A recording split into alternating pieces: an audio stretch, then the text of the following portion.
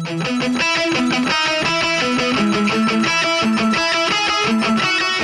everyone. Thank you so much for coming. Can you all hear me in the back? Say yes if you can. Do we have any Democrats in the House? Yes. Okay, that's not loud enough. Democrats in the House? Thank you. Okay, we're starting just a little bit late because I don't know how to count. So I screwed up on the timing. But thank you so much all for coming. We want to thank the Faith Lutheran Church for having us today. Also, a big thank you to Judge Tanya Garrison for being such a support for being our moderator. We would also like to thank Judge Eric Carter for all the food, the snacks, the water. And there's lots of it back there. Please, we don't want to take anything back with us, so please help yourself. I'm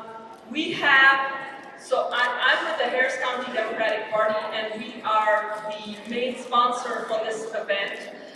But we are co-sponsoring with a whole bunch of clubs, and I'd like to thank all of them.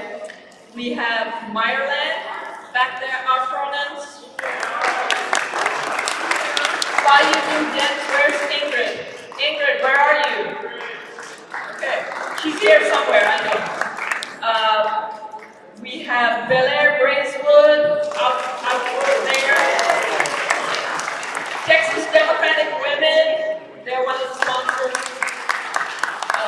Road Women, back there. And Swing Left. So with that, do we have any candidates here so you can come up? I think you're the only one here. So you get to say your name and what you're running for, and that's it. And then we're going to get started. Sounds good. Okay. Here you go.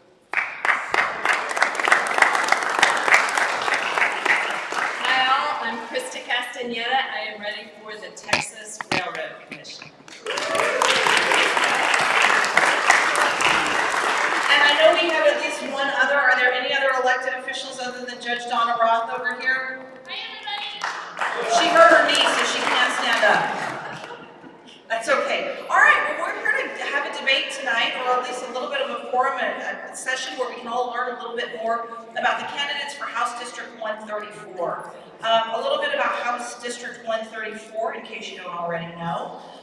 This is a district that we as Democrats need to win if we're going to turn Texas blue. And if we're going to take the state house this year so that we can have some real work done on Texas on redistricting when that comes up, we need this seat. No qualms about shutting it down. So we're going to start here. First with you, Ann Johnson. Good evening. Hi everybody, my name is Ann Johnson, and I'm running for the honor and privilege of being your next state representative from House District 134. Many of you know me. I ran in 12. And I ran in 12 because I was working in your juvenile mental health court, and I saw the impact of a progressive alternative court and the fact that it would get people out of the revolving door of criminal justice. And I had a new client that I asked, and I said, hey, can we get this court program for one of my new kids? They said, Ann, we're not going to have that program anymore. And I said, why not? And they said, because we're having to slash our budget across the board, regardless of effectiveness. And then I got that flyer many of you got from Sarah Davis saying, congratulations, I'm your representative and I cut your budget. And I saw the faces of the kids that I knew that would impact. I ran at the time, and at the time it was a 51% Republican lead, and I knew that we could win it. I was one of two open out candidates statewide, and we were running a great campaign, and guess what happened midway through the race? They redrew the lines on us. They pushed the goalpost, and they pushed it to a 57% Republican lead, and they plucked out our Montrose precincts. And then the word on the street was, well, that Ann Johnson girl will go away now. And they didn't know who they messed with. Sarah Davis was anti-choice, and I pushed back on choice. I pushed back on equality, and I'm proud to tell you that we got almost 2,000 more votes than President Barack Obama. Since that time, I've become your chief human trafficking prosecutor, and in that place, I have seen over this decade, not just the cuts from 11, but the gutting of public education, of women's health, of the failure to take responses to gun violence, of the failure to deny climate change. So why now? Because we must take this seat. Flipping the Texas House starts here, and I am the candidate that can and will do it with your vote and your help. I'd be honored for your support. Thank you.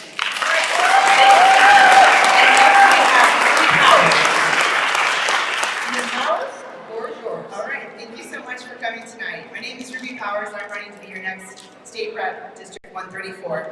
I grew up in a very, in poverty, but also with a life of service. And I've lived a Texas summer without AC. I've grown up without health care, having to go to get dental work in Mexico, and I've paid through college and law school on my own. I have experienced a lot of what Texans have had to go through because we don't have a lot of services that we need here in Texas. I'm a daughter of an immigrant, and I'm a wife of an immigrant. And I'm also an immigration attorney and a mom of two in public school. When my state representative co-sponsored the anti-immigration bill, SB4, I went to Austin. I went there and I testified, and I realized that this was going to be bad for our community. And it still became a law a few days after Harvey. And we realized that our community is afraid to do anything, to go congregate. And I realized in that experience that our state rep was out of touch with our community. I later went to this last session to Austin 3 times for immigration and education to advocate for reform and change. And I'm glad that we now see we had HB3, but we need so much more. I believe in a Texas that protects all of our neighbors, regardless of their status, and that we have better common sense gun safety laws. I believe in a Texas that works for everyone, and we have paid medical leave. And I believe in a Texas that prepares for our future. I have 2 small children. I want a world for them to be in the next few generations. We need to protect our climate, and we need to put more of an investment in our education. And so for these reasons, I'm running. And I know that this is a very important race that we must win, and it is important for redistricting, and that's why you need to vote for me, because we can flip this in November 2020. All right, awesome. Thank you so much. And next we have Mr. Lanny Bose. Good evening. Thank you so much for being here. My name is Lanny Bose, and I'm an educator, having spent 11 years working in Houston's public schools. And I'm an entrepreneur as the founder and CEO of an education technology company that helps schools improve parent engagement. And the reason I'm here tonight is to keep a promise I made to my students. See, every year in August, I would give a version of the same speech. I would tell my students, if you work hard, if you're kind to your neighbor, and if you persist through challenges, you can accomplish the dreams your parents set out for you. But we're in this room because we know that there are systemic barriers preventing those dreams from becoming reality. And we need a representative in this district who's going to tear those barriers down.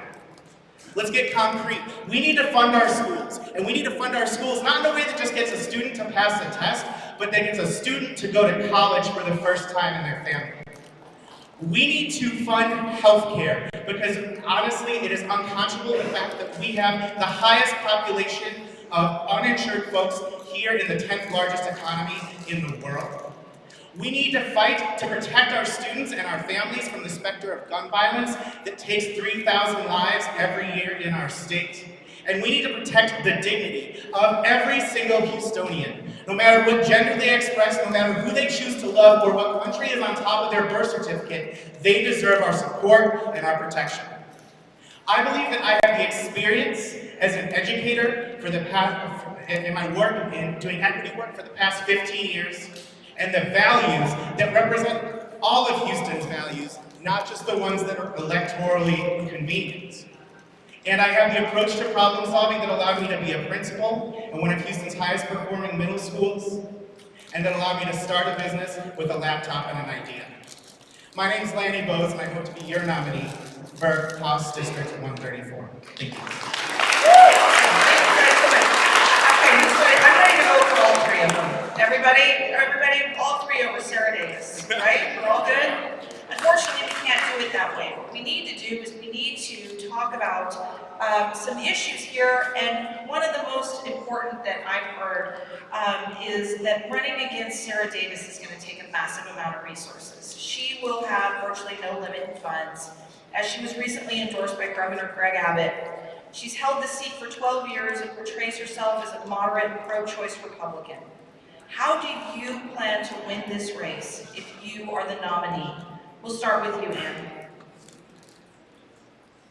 I've been here before, and I did something that nobody else has been able to do, which is take votes away from Sarah Davis. Because I talked about the issues that I know are our common core values. And so the race against Sarah Davis is letting people know who she is and how she votes. She gets credit for a couple of things that she moved on. But what she has done is she has been loyal to the NRA and has bragged of her A rating. She has been for open carry, guns in schools. She's even voted and allowed that you can have a silencer. That's not who we are when you look at what's happened over the last 2 years and the fact that we've had 4 of the top 10 mass shootings in the United States. We can and must do better. When you look at what she's done on gutting public education, when you look at what she's done on failure to expand Medicaid, when here we are sitting at the base of the medical center and we have hundreds of thousands of people that don't have access to medical care. And so what I've been able to do is already outperform many of the candidates that have been in this district. It's going to take a lot of support. I am grateful for the fact that I have the support of Mayor Anise Parker, of Councilwoman Ellen Cohen, of Amber Mostyn of the Victory Fund, and many others. We are already running an incredibly strong campaign and doing things that many of the other candidates that have tried for the last couple of years have not been able to do. I am in this fight, but I'm in this fight with you. And with you, we'll do what we did in 12. We've been block walking for the last 3 to 4 months, and we've gotten a team of volunteers that we've already reached more than 1,500 homes before 2020, actually.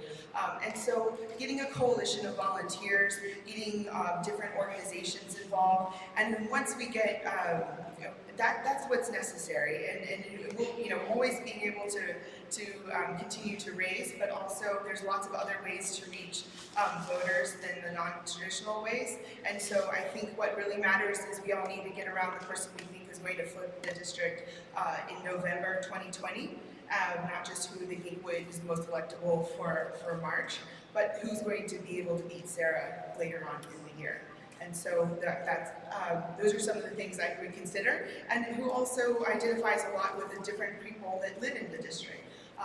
For example, I'm a mom of 2 with public school. I'm a business owner for the last decade. I'm a child of an immigrant. I'm married to an immigrant. I've lived in 6 countries and speak a few languages. I have a lot of different community groups and coalitions, and that's what's really important, how we're going to win this race. All right, thank you so much. Lanny, the little spin I'm going to take on yours answer, in addition to telling us how you think that you're going to beat Sarah Davis, but how is it that you plan on getting some of the more institutional endorsements that she's traditionally received, like Planned Parenthood? Well, I think really we have 2 important numbers that we need to use when we're talking about Sarah Davis's record. The first number is 1,205 and the second number is 43. 1,205 represents the number of missed votes Sarah Davis had in 2019. Now, I don't want to make presumptions about her mindset, but it seems to me like she was seeking to avoid accountability on some of the tough issues facing Houston. And we talk about Planned Parenthood. 3 of those absences involved being absent for the Born Alive Act, which was put in front of the House this past legislature. So even on issues where she is supposedly good, she's not showing up. Let's go to that other number, 43. 43% of the time, Sarah Davis was absent from her post. That's the kind of statistic you can put in front of any voter of any ideology and would find that number unacceptable. She was second from the worst in terms of her presence voting, alongside all of the other votes where she voted the wrong way. We need to hold her not just subjectively accountable, but objectively accountable to the fact that she has not been showing up for this district. Okay, and I'm going to go right back to you. So I guess you get another 130 here, but, because you mentioned it in your opening statement, you talked a lot about LGBTQ rights. How can you deal with the fact that HRC just endorsed Sarah Davis? I mean, how do we get that back? Well, I think we need to look at results. We need to look at results and realize that we have a lot of folks in this district who are hurting despite the fact that Sarah Davis potentially advocates on some of these issues some of the time. And I think we need to look at the fact that we have a lot of anti-LGBTQ legislation going through. And when we talk about Medicaid expansion, we need to focus not just on expanding Medicaid, but ensuring it's expanded with fidelity, which means ensuring that we follow federal guidelines that allow gender-affirming procedures and healthcare for folks in the trans community.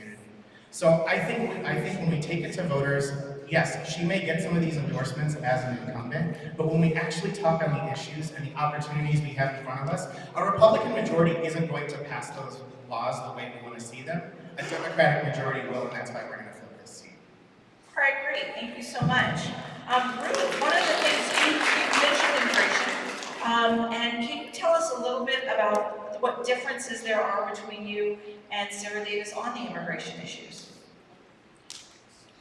Well, first of all, she co-sponsored SB 4, the anti-immigration bill, the Show Me Your Papers bill. And I mean, I think that says a lot about how she perceives the world. She hasn't spoken out against all the atrocities of the Trump administration and family separation at the border, which I was down there multiple times, along with my staff, to help put people back together again and speak out against everything that the administration has done. So that's one thing that I think is super critical. And when we're looking at somebody who looks at the big picture, how does she treat people in general? If she's willing to put people in peril to make them afraid, and then this isn't a person that we want here, because this, you just extend this fear that started in 2017 with the Texas legislature, and we see that echoed and magnified with the Trump administration. So this is something that she's been behind, and I think that we can see that it's very in line with the Trump administration's anti-immigration mentality, and she might pretend to be a moderate Republican, but we cannot be fooled by this. This is how she thinks, and this is what she would do. And we are at the border. We are a border state. We have detention facilities. We have immigrants. We are a city and a state of immigrants. And this is something that's very critical. If you're so out of touch with this major issue that affects so many of our constituents and of our city, then that says a lot. Okay, thank you. And I'm going to come to you in a second, but we're going to go down real quick, because I have a number of these little, like, just yes and no, real quick answers. How long have you lived in this district? Almost 20 years. 12. Since I was an undergraduate at Rice University in 2001. All right, just checking. Thank you. Okay, so Ed, we're going to go back to you now. The governor is saying that the state will administer approximately $4.2 billion in Harvey housing dollars, but he slammed big cities. How will you fight for our Harvey funding and local control rights as a candidate and later in office? I think that's part of the challenge, which is Sarah Davis is supposed to be a member of the majority for a decade, and when this district has been hit with 3 massive historical floods in her time, she couldn't go get rainy day funds when we needed them. We also see that Governor Abbott is playing partisanship with the Harvey relief funds that are supposed to come into the city. And so she ought to be able to advocate for the number of new neighborhoods in her district that have been flooded at least 3 times on her watch, and say to Governor Abbott that it's time to stop playing partisanship with those funds and get the Harvey relief that is brought in. And so that's a delay that's absolutely unexpected, and you would expect that as a member of the majority who's endorsed by Governor Abbott, that she should be able to take care of our citizens. She's not only not taking care of us at the moment that we've had flooding, but she's been part of the Republican stronghold to deny climate change. And denying climate change and failing to address the issue just tells us what we all already know as neighbors in this community. We are going to suffer the consequences of continued flooding without the ability to act. So when we talk about this issue and Harvey and what needs to happen today, we also have to look at where we are going to be for the next decade. And if we don't flip these 9 seats, we don't address the very real possibility of the fact that Texas can be 80% renewable energy independent within 10 years because we have West Texas winds, solar, and coastal winds. We just need the legislature with the vision and the infrastructure to put in place for the corporations to come in and support this new vision and new economy. I will do it. Okay, well, no, so don't sit down, we'll go right after this.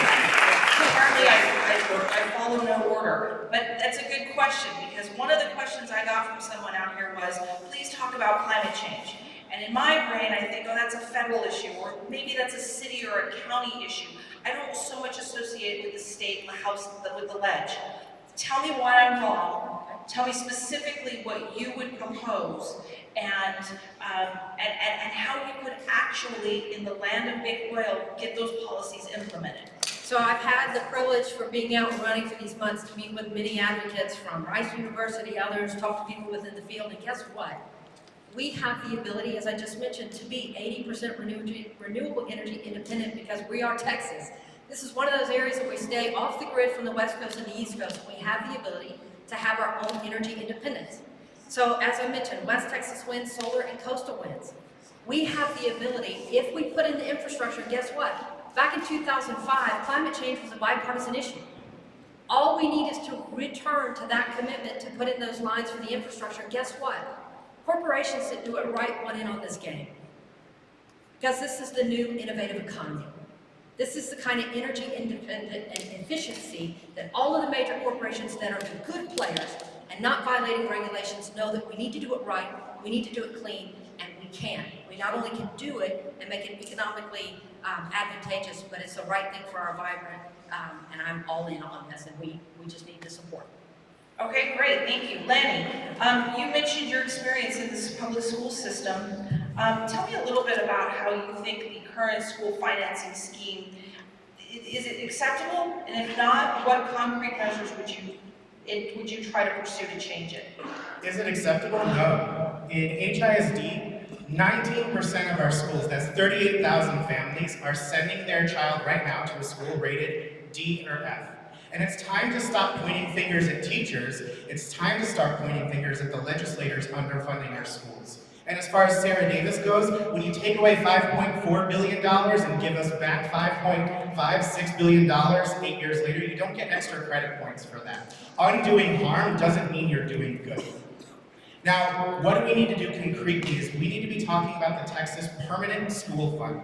A lot of us, we talk about the rainy day fund, about $13 billion. The permanent school fund is sitting there and is $44 billion meant to be used for education. And there has been no legislative oversight of how that fund is managed.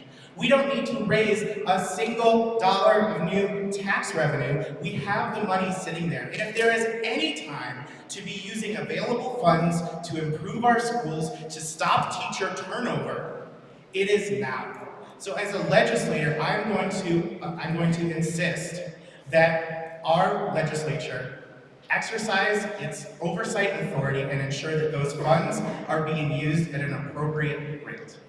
Okay, well, before you sit down. Let's do it. Back to back. Yeah, no, well, a little birdie told me that you're a principal at a charter school, is that right? I was a principal at a charter school. No Okay. longer, but yes. How are you gonna square that with your history at a charter school with the party's emphasis on improving public education for all? Well, let's start with the fact that charter schools are public schools. They're open enrollment, there's no tuition, and they're held to the same academic accountability as other schools. Except when a charter school receives a failing grade, it is shut down. So I stand firmly behind the fact that we need charter schools doing innovation work and providing opportunities in places where there aren't opportunity. But good charter schools aren't the answer to our problems because charter schools only serve 6% of students in the state. And so no solution to public education can just include charter schools. We have to make sure that our public districts also have those school choice opportunities, whether it's early college high schools that are very successful on the East End, Arabic immersion, Chinese immersion schools that are happening. We need every parent to find a school that is a just right fit for their child that can include charter schools, but needs to include extremely strong district schools as well. Great, thank you so much. Ruby, tell me what you think needs to be done. I mean, we all know in 2017 there was at least a school finance package that got passed, but how are you going to make sure that that actually gets funded? Well, that's a really good point. And we realized that in 2017, they were talking about bathroom bills and SB4, the anti-immigration bill, and then they lost 12 seats, and then we started talking about education. So that's really exciting because we're only 9 seats away from having the majority. And so that's why that actually really matters, because we're going to have to be able to keep arguing for students and for education and for teachers and make sure that the funding is a priority. Because really HB3 was really just a good start. And in fact, it's not going to last very long, and we're going to need to make sure that we can address the long-term funding and address all of the other systematic issues that are affecting teachers and administration in the long run. And I think that this is really important because we need someone that's going to be in Austin, that's going to be advocating for our children, who has children, who's been running around and doing what's best for them, organizing parents to go to Austin and who actually live the day-to-day and know what it's like to work with principals and students and teachers and make sure that there's testing and having to have conversations with your kids about the stress of having to pass these tests. And so that is what I will do when I get to Austin, but we need to make sure that we flip the district, but we also make education a priority so we get out of the bottom third. And I'm gonna throw this to Ann now, because I think this is one of those issues that's at the top of everybody's list. But what are your thoughts? And tell us how you differentiate maybe from your fellow candidates on some of these school financing issues that face the legislature. So they're right, we cut 5.3, the legislature in Sarah Davis cut $5.3 billion in 2011, and what they did with HB3, because we took 12 Democratic seats, is either gonna be a really great foundation, or it's gonna be a poison pill. Because they only gave enough funding for 2 years. But what they did was offset a cap on what we can provide in county appraisal and bring in our property values to supplement the reduction in state contribution. What we've seen over the last decade is the state has gone from their contribution of 50% down to 38%. And while they put it a little bit back this time, they've put us in a position where HISD for the last few years has fallen into recapture. And what that means, even though many of you will know that we are not a rich district, and we have many people that are our school reduced in free breakfast and lunch and are in poor need, we have spent $300 million back to the state. And then we're criticized when some of our schools are having challenges. The distinction on charter schools are great, but charter schools get to pick their students, and they get to do a lottery. So they get to have students that want to be there and the family that supports them. The challenge is public education needs to be there for every child in every environment of every economic opportunity. And the only way that we can do that is by flipping 9 seats to have a public commitment to increase those state funds, since we know they just put in place a county cap, which can be absolutely devastating if we don't take 9 seats. And that's why we have to win District 134 for public education. Okay, great, thank you so much. I'm gonna jump into something, there's gonna be some simple yes or no's, we're just gonna go down the line. I call this the purity test, right? Because we all think we're Democrats, we share the same values, and then you find out somebody that was elected somewhere doesn't have this, and you're like, where was that? Why didn't I know? So we're just gonna go down the line. We'll start with Ann and just go on. These are simple yes or no's. First, if you don't win, will you commit to supporting, endorsing, working for, and voting for the Democratic nominee? Absolutely. Okay, next. Yes. Absolutely. Okay, hold on to the mic, we'll go backwards. Are you pro-choice? Yes. Yes. Yes, Pro-marriage equality? absolutely. My wife's Sonia's right over there. You don't have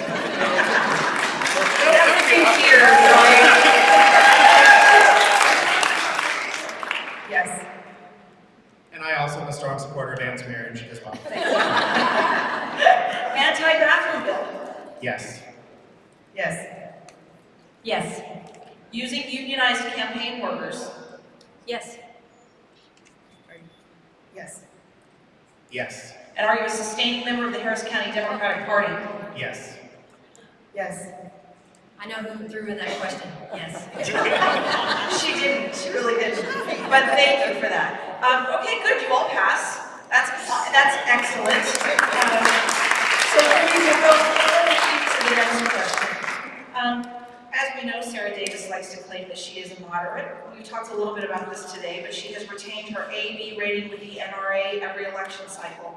She has fallen in line with Greg Abbott, Dan Patrick, by voting for campus carry, open carry, Army K-12 teachers, and school personnel, keeping silencers legal, and last session voting for permitless carry of loaded guns following a declared disaster like Harvey.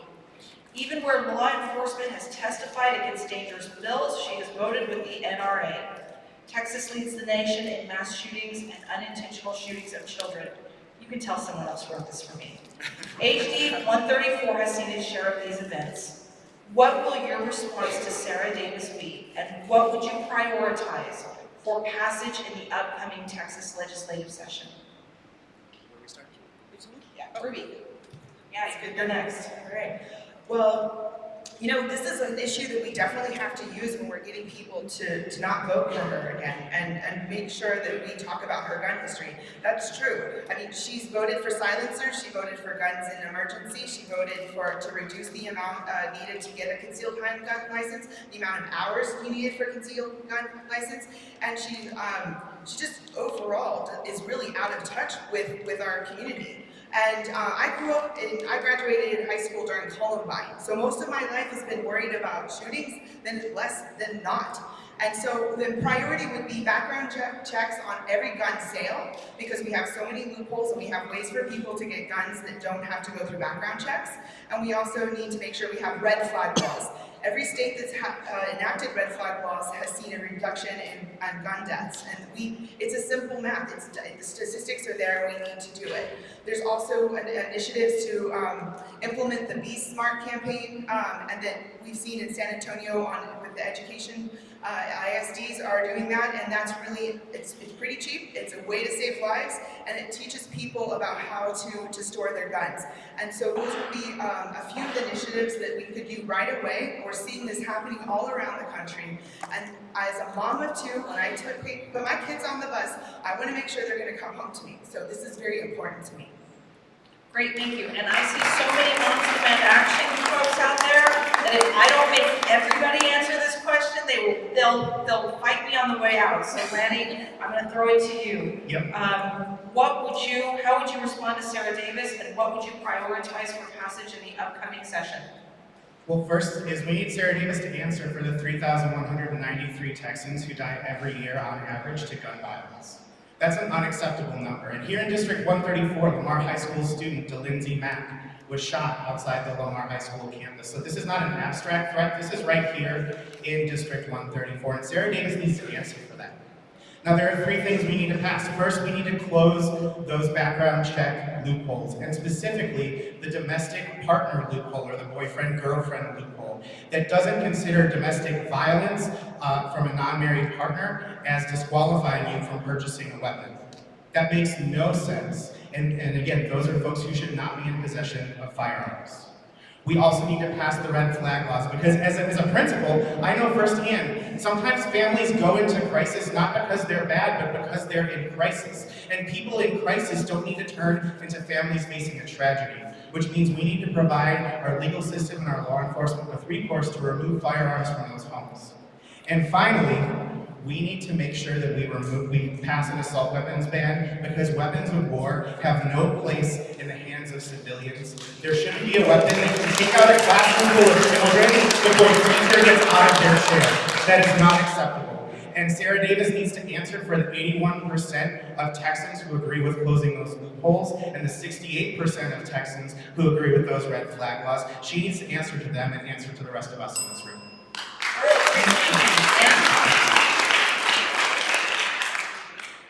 I happened to go to El Paso a couple days after the mass shooting. I just happened to be there for another law enforcement training. And I sat down next to a woman who, when I asked her how things were, she let me know that a number of her family members had been shot and killed in that Walmart. Not shortly after, Midland, Odessa occurred. And that's what we've heard from Texas. Our legislators have been completely silent. They didn't respond in the face of 65 Texans that were slaughtered in our streets, our malls, our schools in 2 years. Even though we had a legislative session, not one act. And in fact, the NRA's response to last session was it's one of the best that they've had in Texas. The only way that we make this different is to flip the 9, and it starts with Sarah Davis because she has remained loyal to that NRA rating. We've already talked about the things that she's passed. When they were silent, I already called for a special session. You see, we could go back to work. We don't just have to work part-time. The special means when there's an urgent need, we return to Austin and take action. And so I called for these things: background checks, extreme risk protection orders, and safe storage. And you know what? Any one of those provisions would have had the ability to stop all 4 of our top mass shootings that we've experienced in Texas. The silence has got to end, and it ends on Election Day in November. And I know I am the gun-sense candidate that can beat Sarah Davis in November. I need your support. Thank you.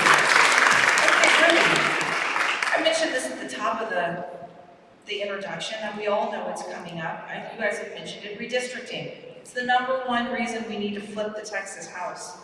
But if elected, you can't work alone. What strategies do you think are important for the Democratic delegation to get meaningful redistricting in Texas? Well, it's, you can't get anything done in your normal life or in politics if you don't work together and you build coalitions and community. And that's what I've been doing my whole life, to be able to be out there and to advocate for different things and to have started my law firm and everything that and raised my family.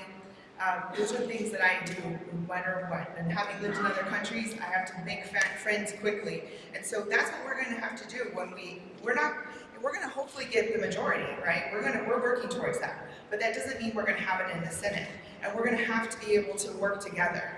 And we're going to know that we're going to get closer to what we really want. But we have to make sure that we are working in line. And we need to make sure what really matters most when we're redistricting is that everyone gets their voice. And we need to make sure that we're working to that end. Because really what's going to happen is we're predicting the next decade.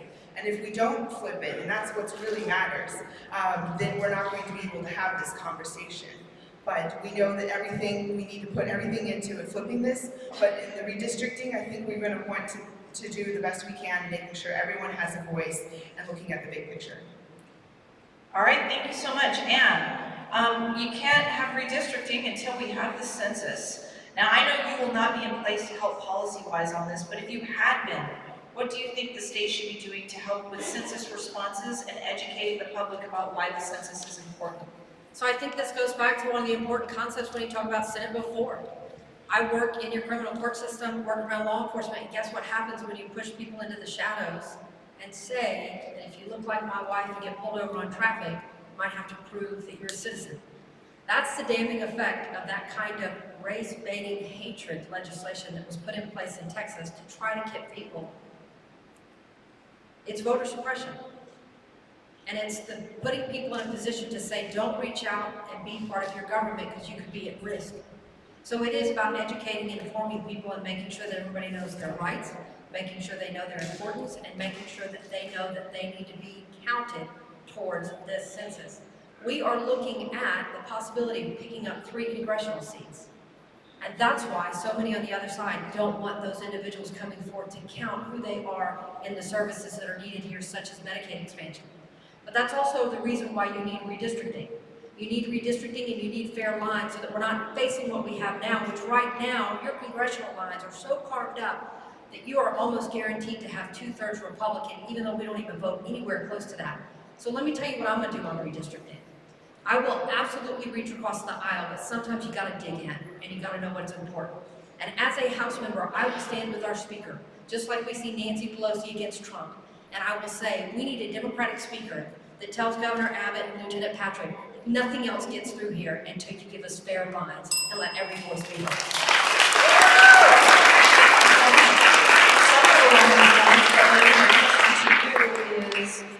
What's your plan to fight Republican agenda of voter suppression and making it harder to vote in schools and in communities of color? Absolutely, and we need to talk about the different ways in which the Republicans have attempted to try and reduce the vote. First, we've seen the closure of 750 polling places without any analysis being done on the impact of communities of color. We have seen a Secretary of State try and throw 96,000 voters off of the rolls. And we have seen the fact that the legislature has appropriated no funds, only one of, I believe, 15 states who appropriated no funds, to getting an accurate count in the census. So the first thing we need to do is be advocates right now in 2020 before the election to ensure we get an accurate count here in Harris County. If we don't get an accurate count, we may lose as many as 1.7 seats on average. It could be 2, it could be 1, but if we lose those seats, we lose the influence and we lose the voice. And that also impacts our border counties and our folks in El Paso and Dallas as well. So we need to get an accurate count in the census so we have the muscle in the legislature to force their hand. Because Republicans see the writing on the wall. It's either going to happen this decade or next decade. And I think we need to be pushing for an independent redistricting commission at the moment where both sides are fighting for fairness, and that's when we're at 50-50. So for me, that's the push we need to make, is finally creating a fair playing field, and that's only going to happen at this inflection point we're facing as a state. All right, great, thank you so much. And speaking of getting counted, because my good friend Steve just walked in, and I can tell that some others are about to leave. If you're a lawyer, this actually counts for 1 hour of CLE. So sign this form before you leave, and we'll turn it into the state bar, and you'll get an extra hour of CLE credit this year. So thank you to the Harris County Democratic Lawyers Association for getting this course approved. Speaking of getting counted. Okay, next. Let's talk a little bit about, and I'm going to jump back over to Ann, because you mentioned this in your opening. I want to talk about criminal justice reform. What do you think as a state legislature you can and should be doing on issues that affect criminal justice reform, like sentence reform, the legalization of marijuana? You mentioned your work with juvenile probation, and I know there's a lot that needs to be done in that arena as well, so give your best. This is hard for only 90 seconds, but I work in your juvenile court system, and don't start it that quickly. I work in your juvenile court system, and let me tell you, one of the things that I'm most proud about is my parents taught me the honor of standing in a court system and stand for those that can't speak for themselves. I had the privilege of taking a case of a 13-year-old child who was charged with prostitution, taking it all the way to Texas Supreme Court, and getting it reversed to say that these kids are victims and not offenders. But let me tell you something about this. Guess where your 17-year-olds go? They go into your Harris County jail because a long time ago we decided to be tough on crime. Your 17-year-old kids go to the Harris County jail even though they are still protected children under the age of 18. This is a concept called raise the age. It is a common sense reform that needs to happen to put children fairly equated as children across the board at 18. When we talk about bail reform and making sure that people are not in a position to be in the court system to plead because they want out. So guess what happens to your 17-year-olds that are sitting in jail and charged with theft? They're not entitled to have somebody there to say, look to your best interest, and if they say, I'll give you time served, you get out today, they've done it. And so you have a bunch of people walking around your streets that were unfairly convicted at an age where we should have been protecting them as children. When you talk about marijuana, I see it all the time. And the thing that concerns me is I see so many people that are on that edge of survival, and we're in a position where locally we've said, go ahead and smoke it. The horse has left the barn, but guess what? Where are they getting it? We have to regulate it. All right, thank you. Ruby, I'm going to kind of toss this one back to you, but with a little more emphasis on what do you think, bail reform, for example, is that a state legislative issue, or is that something that should be left to the courts in order to determine on a case-by-case basis? Well, what do you think? And marijuana and all that other stuff that I just mentioned. Well, I think in general, there should be a lot of local control on issues that relate to their area. I heard a judge recently, and he talked about how he realized that the crime for a certain incident it depends. It's proportional to the person that it happens to, and it really has a different meaning to them. And so I think it's important to be able to have some of that local control. But when we look at the bigger picture, I think we need to look at what's causing some of these problems, whether it's the poverty, mental health, if it's like a downward spiral where people just can't get up on their own. And I think we have a lot of these issues here in Texas because you could go broke because you don't have health insurance, or you might steal because you're going to go hungry. And I think those are some of the things we have to address on a grander scale. And of course, that it's important that we address these issues, because a person could, just be in jail for a long time, even for like a $20 fine, because they can't access legal help and they don't know how to get out. And a lot of times people who are in jail or interact with the law enforcement for these issues are really just trying to get out of a bad situation, whether they're a victim of abuse or victim of different poverty, and they just can't seem to get a way out. All right, thank you. Lanny, in your opening, you mentioned healthcare, fully funding healthcare. I think it starts probably with fully funding Obamacare, but whatever. That's not rocket science. Tell me what else you think you, as a member of this Texas House of Representatives, can do to increase funding for healthcare in the state of Texas. Absolutely. And first I want to talk about the magnitude of why this issue is so important. In the most recent Houston area survey, my old professor, Stephen Kleinberg, released a statistic that 40% of Houstonians don't have more than $400 in savings, which means that we have a huge chunk of Houston that is one broken leg or flu bug away from not being able to make ends meet. And as a teacher and as a principal, I've seen what it looks like when families can't make ends meet. Now, obviously, we need to pass Medicaid expansion. That everyone in here should have been one of the questions. Should have been a purity test question. We need to expand. We need Medicaid expansion. We need it now. But the other thing we need to protect families from is from surprise bills, and those primarily come when you either have an emergency room visit, an ambulance ride, or when a secondary provider such as an anesthesiologist is out of network, and all of a sudden you're stuck with a multi-$1,000 bill. Now, the legislature this past session passed a bill protecting folks on state-regulated insurance from those kinds of charges. We need to expand that protection to all health insurance plans, because those surprise charges can take a planned medical procedure and turn it into a family emergency. So as a legislator, I'm going to make sure that we prevent those surprise bills and keep families safe and healthy. All right, thank you so much. Ruby, actually, you know what? I'm going to stick with you. I'm going to stick with Lanny here because you're the only non-lawyer up here. So let's talk about tort reform. Yes, there we go. Sarah Davis touts her work in the area of tort reform.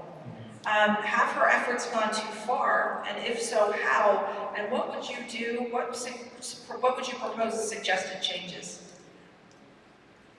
Well, I have to be honest. I don't know very much about Sarah Davis's record on tort reform.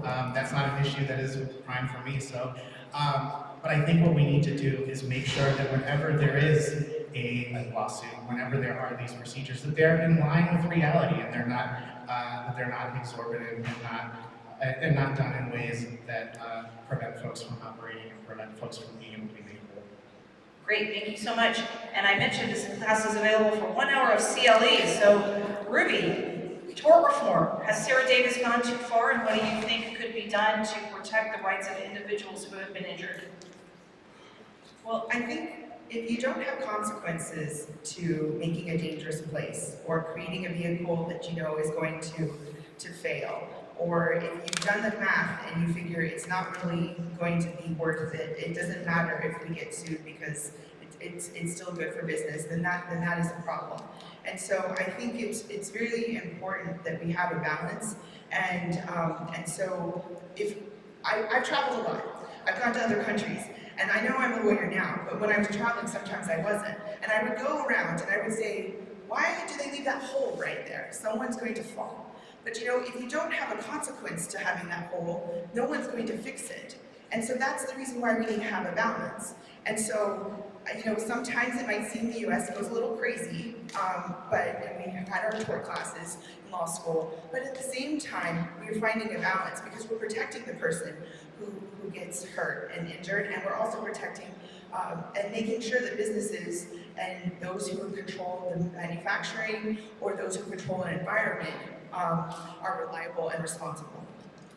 All right, well, because I have the microphone and I'm a voter too, I'm curious. An article came out today that the independent committee that was tasked to study Judicial Selections is going to recommend the enactment of nonpartisan judicial elections. Is that something you as a legislature will favor? So my dad was actually in the legislature in the 60s, and he proposed nonpartisan judicial elections. And I think he was right back then. And so the question is whether or not somebody can follow the law, and that's the position that we want people to be in. We don't want judges to be in a position from legislating from the bench and everything else, and we have heard that. We have some phenomenal judges, and we have seen as the times have swung. Actually, my mom, the Honorable Carolyn Marks Johnson, is here, and she was the only Democrat to win when she ran for judge in 1994. So I have personally experienced the position of a judge being on the bench and being held accountable to the partisan wins. And when I know when the judges are there and they're taking the bench, as you do, each time, one side's not going to be happy with the other. And I want those individuals to be free to make their right decision. I will also say my dad was a civil lawyer for 50 years. We call it the prosecution of civil crimes. It's a chance for 12 fair people to come in front of a fair judge and make a decision about whether or not somebody has wrong and whether or not they need to be held accountable for choosing profits over people. So anything that we can do to put the court system back in the hands of the people, I support, keeping the fairness and keeping the people in charge. All right, thank you. Okay, guys, here we're going to do the most open-ended question I probably could ask. We're going to go with you, Ruby, first. I bounced around a lot, and there's probably something I asked one of the other candidates that you were like, oh, I know that one. So tell me, what of the issues that you have not yet had an opportunity to address, is there something that you were just burning to get off your chest to tell this crowd as to why they should pick you over these two other fine candidates for this in this primary? Well, there's a lot of topics, but one of them that comes to mind is healthcare. We have some of the highest number of uninsured children in the country, and that could be cut in half with just the expansion of Medicaid. So we're literally killing children because we haven't expanded Medicaid. We need to let that sink in. We have to flip the district, but we also need to vote for the expansion. The numbers are proven in the other states. We have 1 in 4 pregnant women are uninsured. And when you don't go for prenatal care, when you don't have that coverage, you're going to have more acute problems, and we have a high mortality rate. That doesn't belong in Texas. That doesn't belong in the United States. We also need, and I've lived without insurance in my life. I've used Planned Parenthood before. When I was traveling between countries, I didn't have health insurance when I was pregnant. It was about a month or so, and it was very scary. My mom didn't have preventative medical care, and she died at 53, a month before my firstborn son was born. And so I know what it's like. This isn't just a topic for me. This is real. I will think about my mom, I will think about my daughter who was born with a rare condition, and the only reason she's alive is because she was born in Texas Medical Center and we had insurance. Otherwise it would have been $500,000 for her coverage. And so this is very important to me, and I can bring that experience to Austin. Thank you. Lanny, something that I asked somebody else that you wanted to I was jump hoping in you were going to hit me with the environment, and you left me. Live it up. I'm going to live my best life. It's like your choice. What's that called? Like Choose your own adventure. Sure. There we go. Yeah. We read those books with my students. We need to talk about the Texas Commission on Environmental Quality. Those are the folks who are regulating the big businesses who are putting pollutants into our air and into our water. Over the past year, we've seen businesses release 135 million pounds of unauthorized pollutants, such as methane, into our air. And only 1% of those unauthorized releases have resulted in any regulatory action. And the way the regulatory action is decided is if the business says it was accidental and unaware. And that's absurd. We need a Commission on Environmental Quality that is dedicated to making sure that we don't release those pollutants into the air, and that businesses who are bad actors are held accountable for those actions. And this is especially personal to me because when I was teaching on the East End, I had one of those little buzzers in my room that would go off if we needed to shelter in place. And we know that the impacts of this this air pollution are disproportionately borne by Black and brown communities. Over here on the west side, we need to stand up for folks on the east side and ensure that our air is clean and our water is drinkable.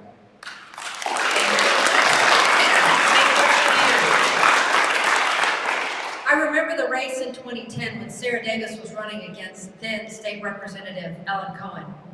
And she was a young female who bragged on TV about being a cancer survivor and being anti-Obamacare and the fact that she would fight Obamacare at every turn. I too was a cancer survivor. I was in recovery, I was working in your juvenile courts for the indigent, and guess what? I was desperately waiting for Obamacare. I still live with a pre-existing condition, and so I know that Sarah Davis and the promise that she made in 10 has been held true for a decade on the failure to expand Medicaid. And that failure to expand Medicaid has cost us $114 billion. So when we talk about the needs everywhere else for the environment, for the education, we are talking about money that all of us already paid.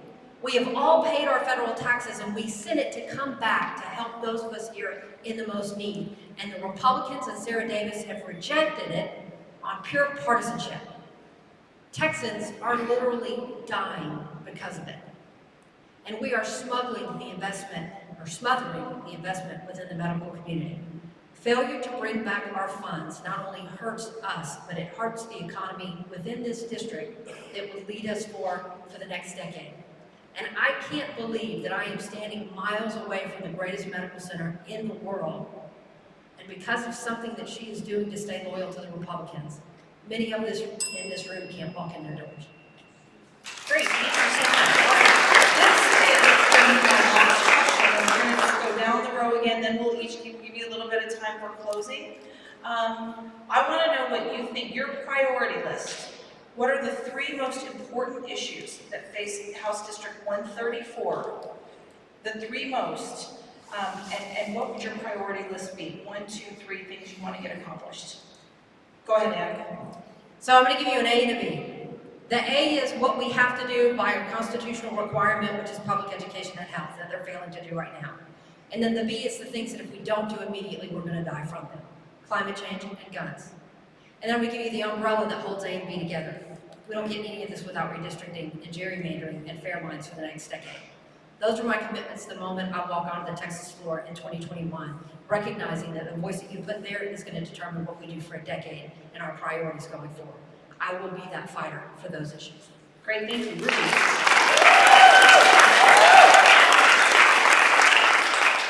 Well, we need to be thinking about our future, and that involves education, our future generation, our children, and making sure that we're going to be marketable in the workplace, and we're thinking about our future.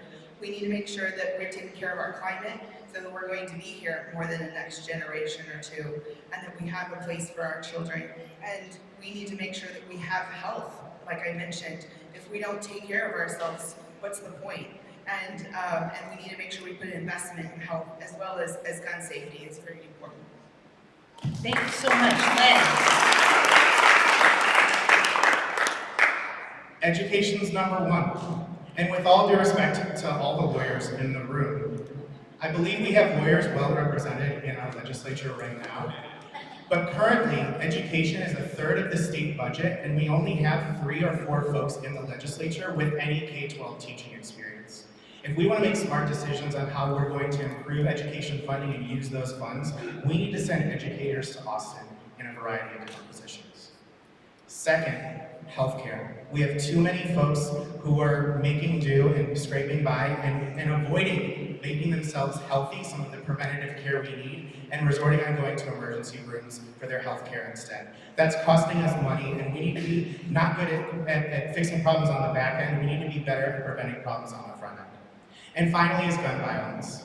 This is an epidemic that has gone on for far too long, and it's not because we don't know what to do, it's because we haven't had the guts to do it, and we need a representative in this district who's going to have the guts to stand up and say that it needs to stop now.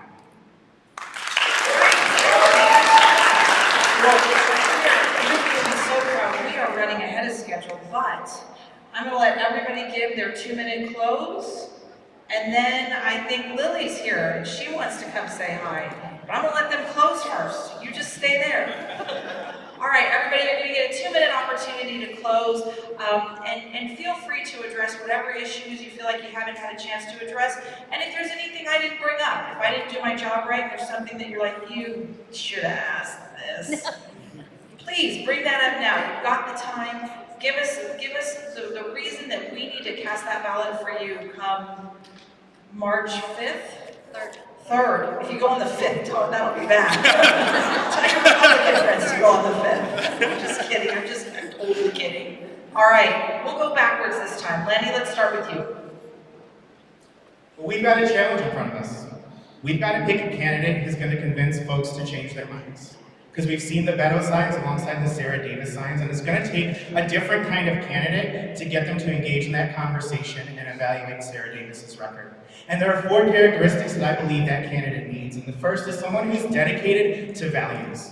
And I hope that my work in public schools, I hope my work with bilingual students and sending students to college to be the first in their family to get a post-secondary credential shows you what kind of values I have and that I'll bring to this office. Next, we need someone who's a problem solver.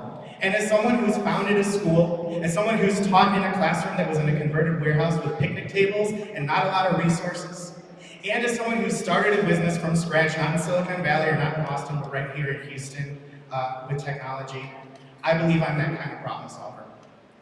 Finally, we need someone who's gonna show up, Sarah Davis. Someone who's gonna show up for their job. And whether it was from 7 a.m. breakfast duty to getting the buses out the gate at the end of a long school day, I've been a person who's shown up every single day for my students and my families, and I'm going to do that as the representative from District 134. Now, there's a 4th characteristic that this person needs, and it's going to be fearlessness. And let me tell you, if there's anyone who's got fearlessness in their blood, it's someone who has taught 7th graders. Thank you, I was hoping that joke would work. Thank you. So regardless, I believe that those characteristics and the work I've done make me a candidate who can change people's minds in 2020. That's the work I've done because of the work I've done as a teacher, because of the work I've done as a middle school principal, the work I've done as a business owner, and the work I'll do as your representative in District 134. Thank you.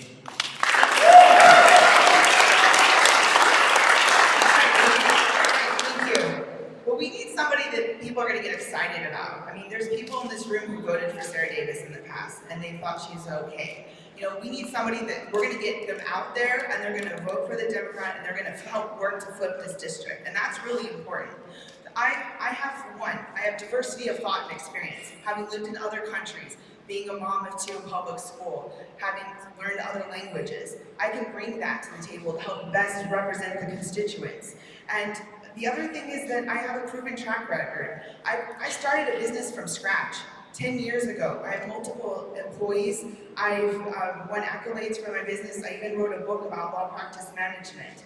And, you know, I go to bat for my clients. I'm regularly either having to maybe, threaten to sue the federal government or, telling them to put them in their place on what they're doing with my clients. And I definitely am doing the best I can to represent them. And I'm going to bring that fight to my constituents. And the third is that I have the drive and I work hard. I had such a humble upbringing, growing up without AC, growing up without health care. It takes a lot to think about some of the past, but the fact that I was able to overcome a lot of that, and I know I was really lucky, but it also had to do with me working hard as well. And I wish that we could have more of an environment that everyone has that opportunity. But I'm going to go to Austin, and I'm going to work for you. I'm going to show up. I'm going to be fighting. I'm not going to be absent half of the time. And that's what we need. This is so important, not just for ourselves, but for our children and our next generations. And so my name is Ruby Powers, and I'm running for State Rep District 134, and I hope to earn your vote. Thank you.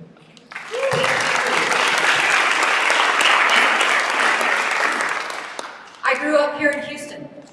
And growing up here in Houston, as I mentioned, my dad was in the legislature in the 60s, and he served with Barbara Jordan. And when we were growing up as kids, he told us this wonderful story about being with her in Austin and seeing her come out of the offices of some of the most conservative senators and saying, "What are you doing with them?" And she turned to him and she said, "Jacob, they have votes, My dad taught me at an early age that you do have to reach across the aisle and that public service is an honor. And this is not my first ask to serve you. I've served you in your Harris County District Attorney's Office as a prosecutor. And when I was there, being part and instrumental in creating 2 alternative courts to protect victims of human trafficking. Reaching across to the Republican aisle to put something in place despite the fact we didn't have funding or any other services to do it, but we had the passion to get it done. In your court system, I saw a wrong when a 13-year-old child was being treated as an offender rather than a victim. And at the same time, I saw people all around me that told me, Ann, you're not going to change it. This is just the way we've always done it. And I said, well, the last court in the land is going to have to tell me so. And it took years to get that child's case to the Texas Supreme Court. And I am proud to tell you that when we got there, we not only won, protecting this child, protecting children in the state of Texas, but making a landmark decision that protected the nation. And I still train on this nationwide. And when I do, people say, Texas? Really? This came out of Texas? And I say, yes. And so guess what they're saying now? Really? Y'all are going to turn Texas blue? Yeah, we are. And it starts right here on 134. I promise to give you the fight, to know when to fight, when to stand, and when to reach across the aisle. I will do it for all Texans, for the values and the issues that we know are so important. I'm honored to have your vote. Thank you. Let's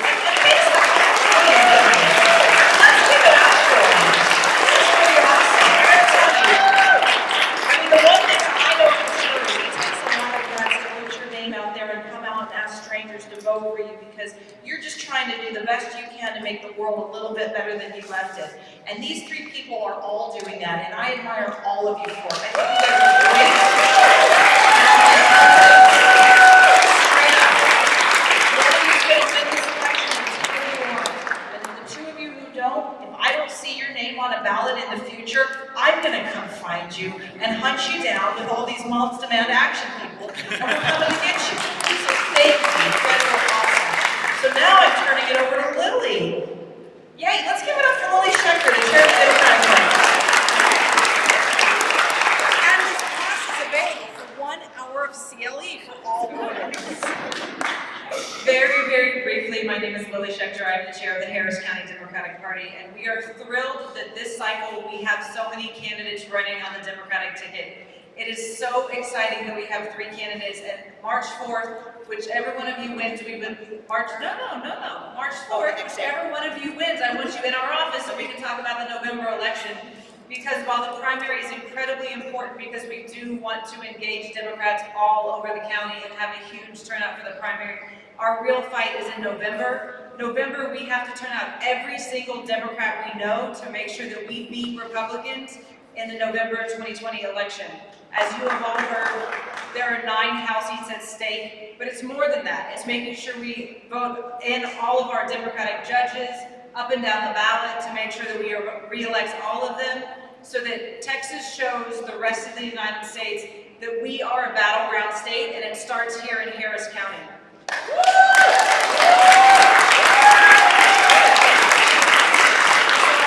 I'm going to do one quick plug. It's www.harrisdemocrats.com. Again, www.harrisdemocrats.com. That is the website for the local Democratic Party. Please sign up, become a sustaining member. Sign up to get our newsletter so you can see all these wonderful activities that we're doing all around the county, because that is a way we can communicate back and forth. So www.harrisdemocrats.com. Please sign up. We need all of you to volunteer and make sure that we get out all Democrats, not only in the primary, but in the general election. So thank you all. Y'all are amazing. And also, Judge Tanya Garrison.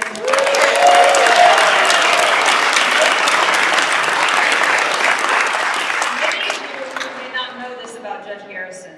She is a judge during the day. At night, she's actually an artist. And at our events at the party over the last couple of years, she has made all of our signs. And I'm talking hundreds of signs at this point that she does, and they are amazing. So we love you for all of your work and everything that you do. So thank you so much. All right, cool. Excellent. I am that cool.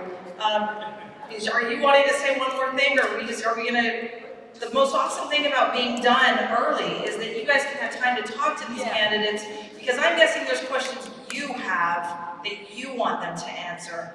But, Rufi, yes ma'am. Okay, thank you all for coming, but we still have lots of food back there. So please grab some, eat some, and yes, please come up and talk to the candidates. Thank you so much, and have a good evening.